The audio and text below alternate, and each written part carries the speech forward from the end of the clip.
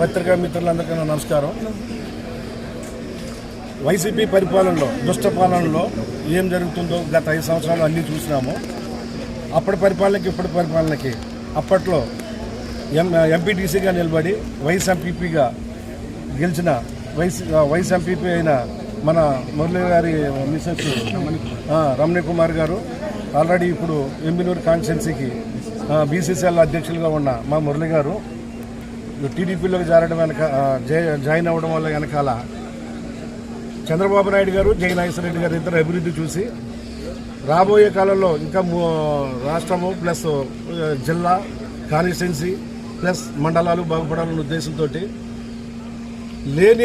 లేని జాయినింగ్లు, అంటే నకిలీ జాయినింగ్లు వాళ్ళు పెడుతుంటే ఒరిజినల్ జాయినింగ్లు ఉన్న పదవులకి రిజైన్ చేసి ఛాలెంజ్ చేసి బయటకు వచ్చినారు.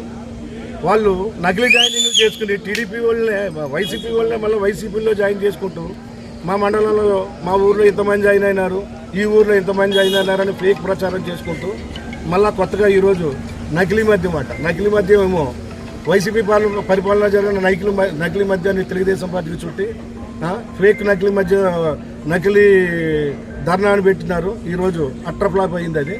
ఈరోజు చూడండి, పార్టీని నమ్మి పార్టీ కోసం వచ్చిన వాళ్ళు వెనకాల నిజమైన కార్యకర్తలు ఎంత జనం ఉన్నారో చూడండి.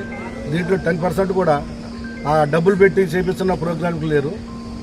ఇది తెలుగుదేశం పార్టీ నిబద్ధత. తెలుగుదేశం పార్టీ కోసం పనిచేసే కార్యకర్తల నిబద్ధత, సైనికుల నిబద్ధత ఇదని రాబోయే కాలంలో మా జయనాగేశ్వర రెడ్డి గారిని నమ్ముకుని, పార్టీని నమ్ముకుని వచ్చిన మురళి గారికి కానీ, ఈ మా గోలిగండలో ఉన్న మన కార్యకర్తల, వైసీపీ నుంచి వచ్చిన కార్యకర్తలందరికీ కానీ జయనాగేశ్వర రెడ్డి గారి తరపు నుంచి ఎల్లవేళలా పూర్తి సహకారం ఉంటుందని, వాళ్ళ అభివృద్ధికి ఎప్పుడు జయనాగేశ్వర రెడ్డి గారు ప్రయత్నించేటట్టు మేమంతా చూస్తామని, మేమంతా మురళి గారికి ఎన్నో దన్నుగా ఉంటామని చెప్పేసి పత్రికాముఖంగా మీరు అందరికీ తెలియజేస్తూ, సహకరించిన పత్రికా మిత్రులందరికీ, గోలిగండ్ల నుంచి తరలివచ్చిన అశేష జనానికి మా కృతజ్ఞతలు తెలియజేసుకుంటూ, మీ అందరి వెనకాల జయనాగేశ్వర రెడ్డి గారి సపోర్ట్ ఎప్పుడు ఉంటుందని చెప్పి తెలియజేస్తూ, జై బీవీ, జై బీవీ, జై బీవీ.